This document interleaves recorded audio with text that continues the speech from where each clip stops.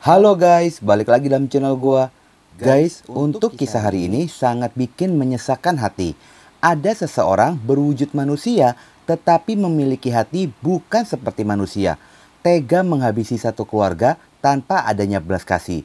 Apa yang terjadi dan permasalahan apa yang memicu peristiwa mengerikan itu pun harus terjadi? Yuk kita simak videonya.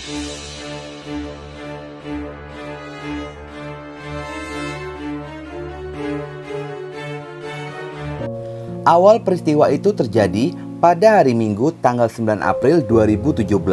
Warga kawasan Pasar Gang Tengah, Jalan Mangan, Kelurahan Mabar, Kecamatan Medan Deli, Kota Medan, Sumatera Utara. Peristiwa mengerikan itu berawal ada seorang tetangga sekitaran rumah yang merasa curiga ketika melihat suasana rumah tetangganya mendadak menjadi sepi. Tidak seperti biasanya, tetangga yang mencurigai itu pun berusaha untuk memanggil tetapi tidak ada jawaban. Bahkan tidak terlihat adanya aktivitas di dalamnya. Dia pun mencoba untuk mengecek masuk ke dalam rumah. Dan benar saja rumah itu pun terlihat sangat sepi dan berantakan.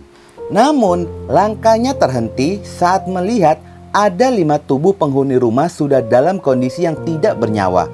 Tetangga itu pun langsung berteriak dan memanggil warga lainnya untuk berkumpul.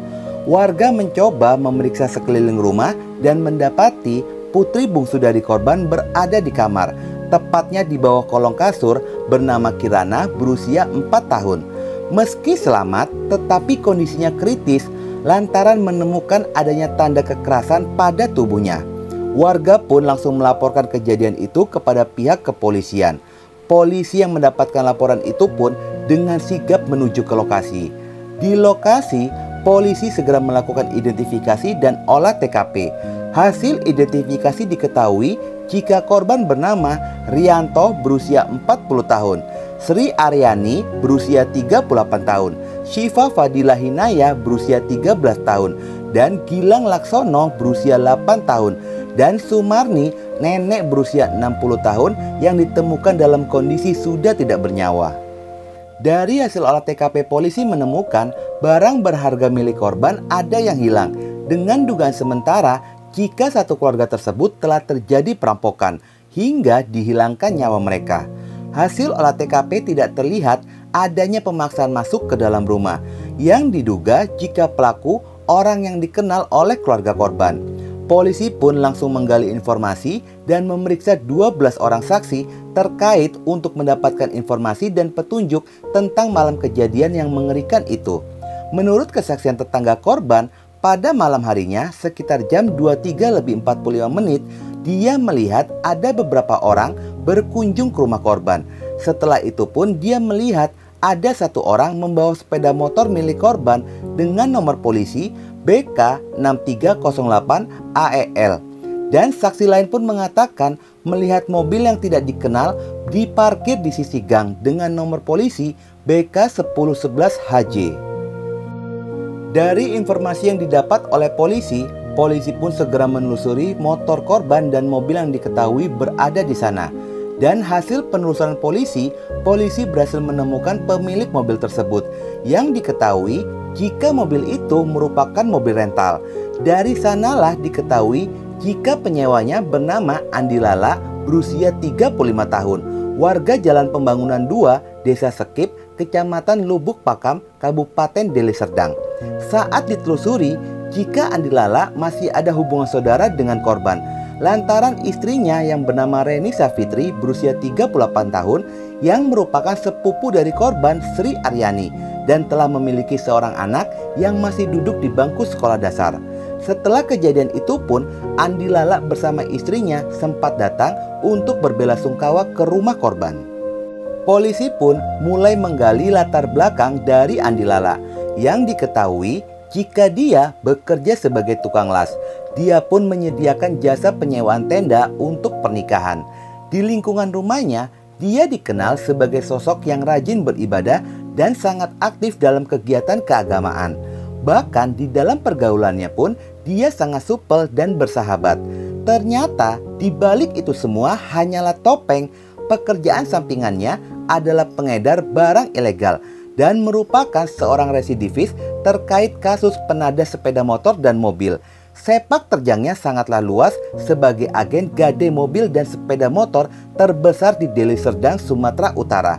Hampir semua debt collector leasing mengenal Andi Lala.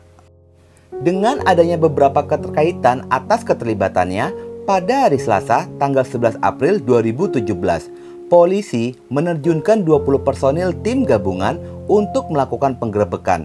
Namun pada saat polisi datang, Andi Lala sudah tidak berada di rumahnya. Polisi pun memutuskan untuk melakukan penggeledahan. Di sana, polisi menemukan sejumlah barang milik dari korban, antara lain 4 telepon genggam, laptop, dompet, tas sekolah, dan kartu pembayaran Yayasan Nurul Iman milik Syifa Fadilah Hinayah, dan sepeda motor milik korban bernomor polisi BK6308 AEL.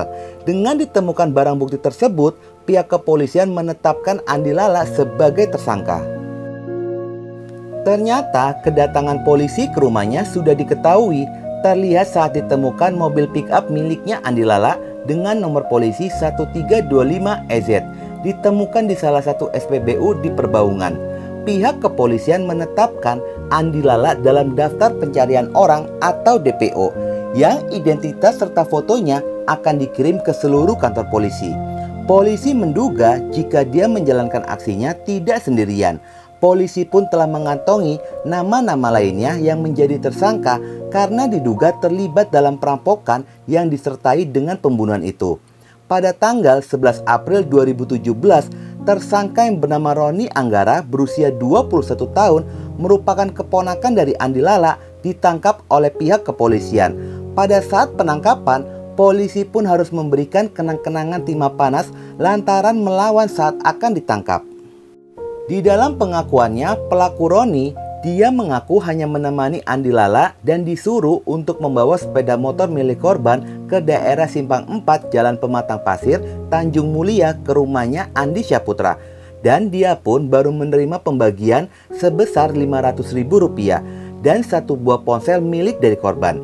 Mendapati informasi itu, polisi kembali melakukan penangkapan kepada Andi Syaputra berusia 27 tahun. Di dalam interogasinya, Andi Syaputra mengaku hanya datang ke rumah korban bersama dengan Andi Lala dan Roni dengan mobil sewaan. Kedua pelaku pun tidak terlibat saat Andi Lala melakukan pembunuhan di dalam rumah. Dari hasil pengejaran dan pelacakan polisi, tepatnya pada tanggal 14 April 2017, polisi mendapat informasi jika Andi Lala berada di rumah saudaranya di daerah Tembilahan, Provinsi Riau. Tidak mau buruannya kembali lepas, polisi pun segera mengatur siasat dalam melakukan penangkapan.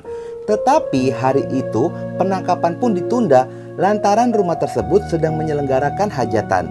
Dan pada keesokan harinya, tanggal 15 April 2017, polisi pun bergerak melakukan penangkapan.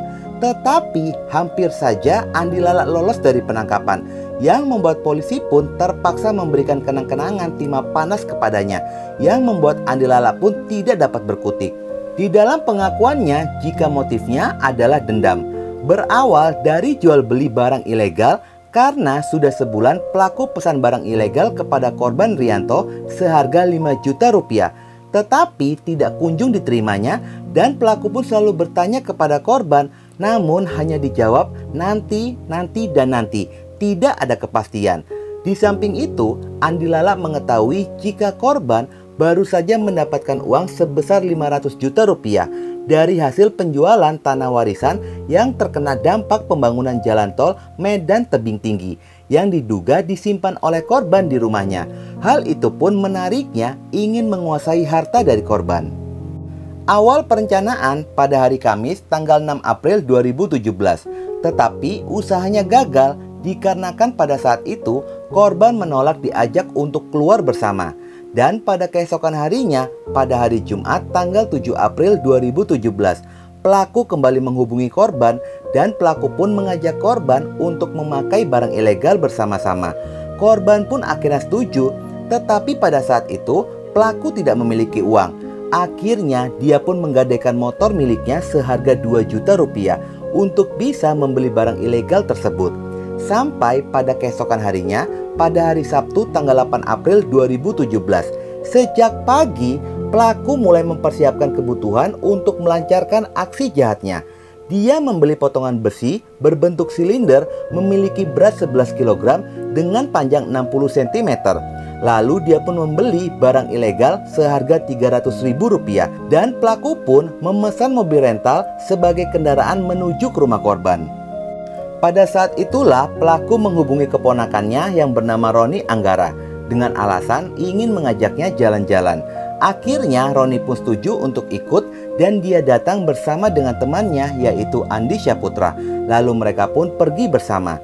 Sekitar pada jam 23.00 mereka bertiga tiba di rumah korban. Karena rumah korban berada di dalam gang kecil, tidak bisa masuk mobil, maka mobil diparkirkan di depan gang. Lalu mereka bertiga jalan kaki menuju rumah korban. Pelaku pun mengetuk-ketuk pintu rumah sambil memanggil nama korban. Korban pun akhirnya keluar lalu membukakan pintu. Karena mereka masih bersaudara dan sudah biasa berkunjung, maka penghuni rumah lainnya pun tidak merasa curiga dengan kedatangan pelaku.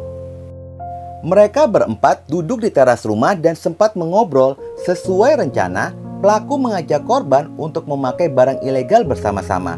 Ajakan itu pun disetujui oleh korban, lalu pelaku beranjak menuju mobilnya dengan alasan mengambil barang ilegal tersebut. Ternyata pelaku mengambil besi yang sudah disiapkan sebelumnya dan menyelipkan besi tersebut di punggungnya. Lalu pelaku dan korban kembali masuk ke dalam rumah, sementara Andi Syaputra dan Roni Anggara hanya menunggu di teras rumah. Di saat korban tengah sibuk menggunakan barang ilegal, disitulah pelaku dengan cepat mengeluarkan besi lalu melayangkannya berkali-kali hingga membuat korban pun kehilangan nyawanya. Setelah itu, pelaku menyuruh Andi dan Roni segera membawa motor milik korban. Dari hasil pengembangan penyelidikan polisi, terungkaplah fakta yang sangat mengejutkan. Jika Andi Lala sebelumnya memiliki riwayat kasus pembunuhan dengan motif yang sama, yaitu dendam, dan juga menjadi otak pembunuhan terhadap selingkuhan istrinya pada tahun 2015. Menurut keterangan Andi Lala, istrinya telah mengakui jika dirinya sudah 7 kali berhubungan badan dengan teman dekatnya yang bernama Suherwan alias Iwan Kakek. Dari situlah Andi Lala sakit hati dan dendam, lalu merencanakan untuk menghilangkan nyawa dari korban. Tetapi pada saat itu, kasus itu pun tidak bisa diungkap dikarenakan pembunuhan itu dibuat seolah-olah kecelakaan lalu lintas. Dengan adanya kasus ini pun, Irfan, kawannya Andi Lala dan juga istrinya ditangkap oleh pihak kepolisian atas keterlibatannya dari kematian Iwan. Karena Irfan pada saat mengetahui Andi Lala sedang menghakimi korban, Irfan ikut serta dalam aksi itu. Dan sang istrilah yang membantu memancing Iwan untuk bertemu dengan pelaku Andi Lala, suaminya. Kasus ini pun disidangkan pada hari Rabu tanggal 3 Januari 2018 di Pengadilan Negeri Medan dengan terdakwa Reni Savitri dan Irfan. Secara sah dan meyakinkan ikut serta dalam membantu terdakwa utama Andi Lala dalam merencanakan pembunuhan tersebut. Hakim menjatuhi vonis 9 tahun penjara kepada terdakwa Reni Savitri dan 11 tahun penjara kepada terdakwa Irfan. Sementara persidangan terhadap terdakwa utama Andi Lala digelar pada hari Jumat tanggal 12 Januari 2018 di Pengadilan Negeri Medan yang mengawali kasus perampokan dan pembunuhan satu keluarga sebagai aktor utama otak pembunuhan. Dan juga Andi Lala dinyatakan bersalah atas kasus pembunuhan lainnya pada Juli 2015 yang lalu bersama dengan istri dan temannya yang sudah disidangkan terlebih dahulu. Hakim menjatuhi vonis kepada Andi Syaputra dan Roni Anggara dengan hukuman penjara 20 tahun penjara. Sementara Andi Lala dijerat dengan pasal berlapis, yaitu dengan vonis hukuman mati. Ngeri banget apa yang dilakukan oleh pelaku.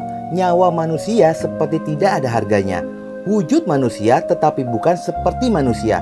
Setan pun takut melihat ulah pelaku. Sudah pas banget hakim menjatuhi vonis kepada pelaku.